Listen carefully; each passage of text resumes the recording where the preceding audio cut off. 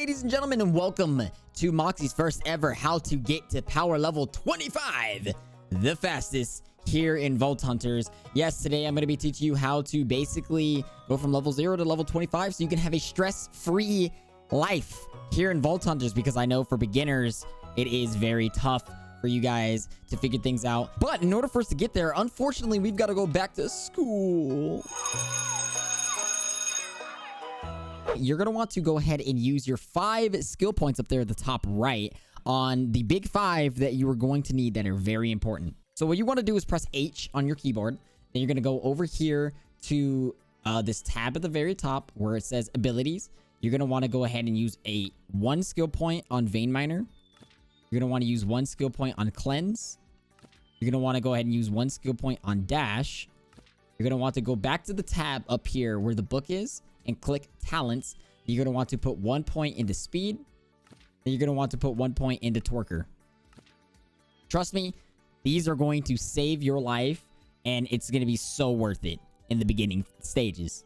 For the people who don't like to read like myself, I can give you a brief description on all of the abilities and talents. So if you go back into H, Vein Miner, basically, you should know what Vein Miner does. It mines more blocks in a certain radius.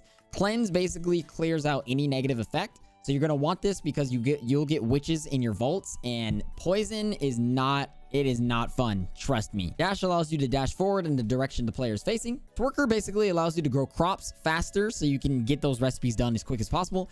And I'm pretty sure you know what speed is. Hopefully I shouldn't have to explain what speed is, but there you go.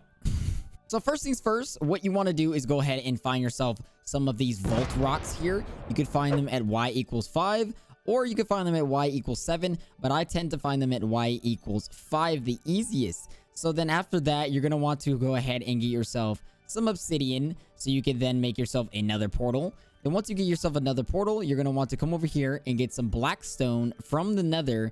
And you need to get enough blackstone to make basically a normal another portal.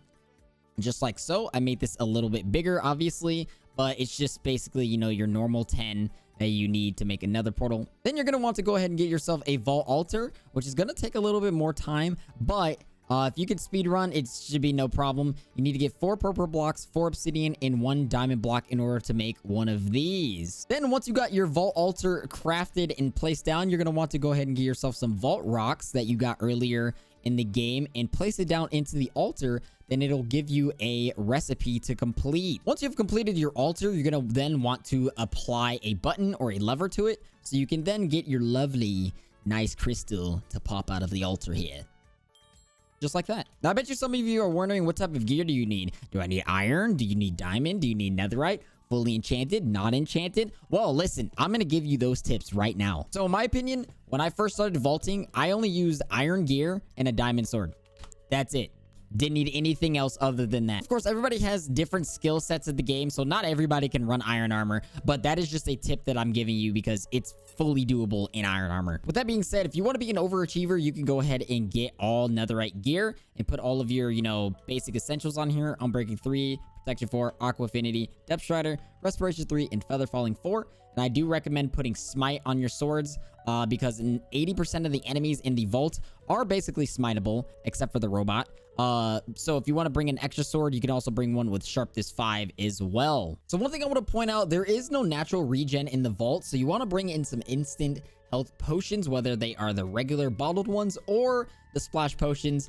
The recipe isn't vanilla either, so you got to use a golden apple in order to make them as well, which is the 8 golden blocks and 1 apple in the middle. Do keep in mind, every single level that you gain, whether it's from 0, 1, 2, 3, 4, 5, etc., the enemies do gain more health every level that you level up. It's not a huge difference, but they do gain more health every level that you level up. Starting at level 10, drowns do get 1 to 2 extra damage. And then starting at level 15, zombies get an additional 1 to 2 damage as well. That's just a few things to keep in mind while you're vaulting.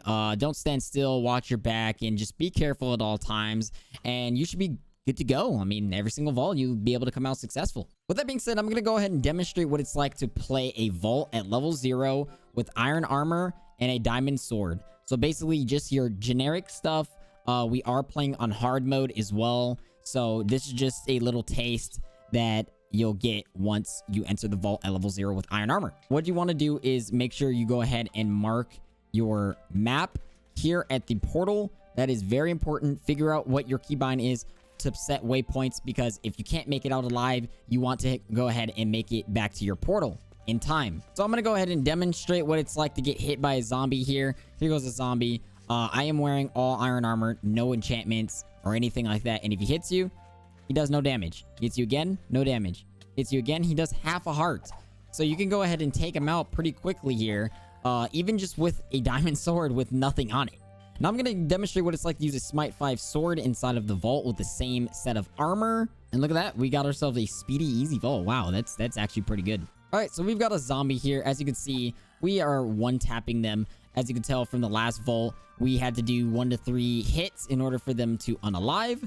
But in this case, it's only taking them 1 hit. It's fairly easy in the vault. It's just don't overstress yourself. It's really not as bad as you think it's gonna be. So yeah, I would recommend starting at like level 10 or so. I would probably start heading towards diamond armor to netherite, going into level 15. Fighting bosses is a different story. We will get to that here very shortly. But yes, I'm gonna go ahead and show you how to level up as fast as you can to get to level 25. Now, in order to level up the fastest in the vault, what you want to do, these 2 items are the most important items you want to get if you want to level up from 0 to 25 the fastest. So basically, you want to go through every single room and loot every single chest you possibly can to get the vault cookies and the relic boosters.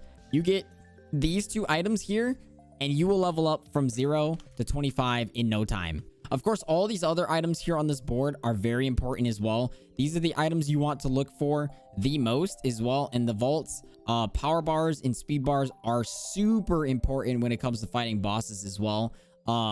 And then this item here is an optional item. This is a soul flame. So basically, you take one of these soul flames, you take a crystal, you go into an anvil, if I could spell it correctly.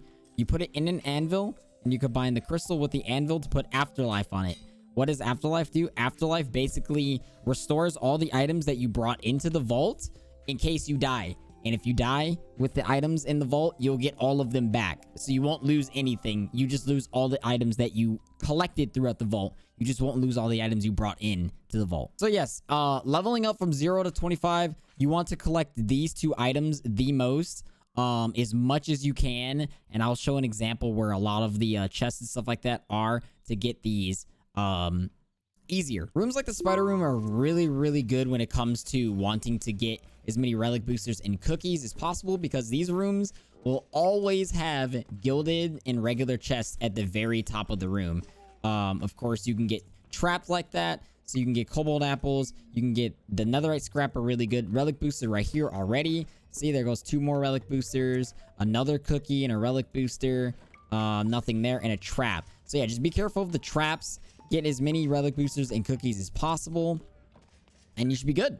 Rooms like the end room are pretty nice as well for vault rocks or vault gems. As you can see, there's a lot down here that you can go ahead and grab. A lot of people don't know that you can go at the very top here, and there's going to be more gems and compressed blocks as well up here. So that's also something that you can look forward to. There are also chests in the ceiling as well, if you didn't know that. Rooms such as the city room like this are also nice as well.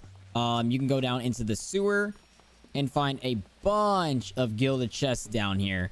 You can find so many of these that allow you to get relic boosters.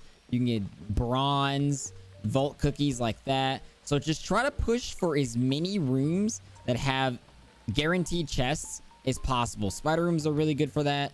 Wild West rooms are really good for that, etc, etc. Village rooms are pretty good as well. You could find a bunch of chests inside of the buildings. But then if you also go down below into the ground, you can then also find yourself the stronghold, which holds a bunch of gilded chests as well that can give you a bunch of relic boosters, cookies, etc, etc. You can get a bunch of ores and everything like that. So these are guaranteed chests that allow you to get as many cookies and relic boosters as possible.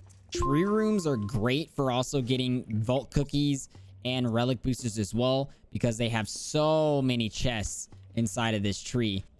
Doing God Altars also helps towards getting other ingredients such as Starred Essence and Catalyst Fragments. You can also get relic boosters and vault cookies in here if you're lucky, but I would start off doing all of the XP God Altars.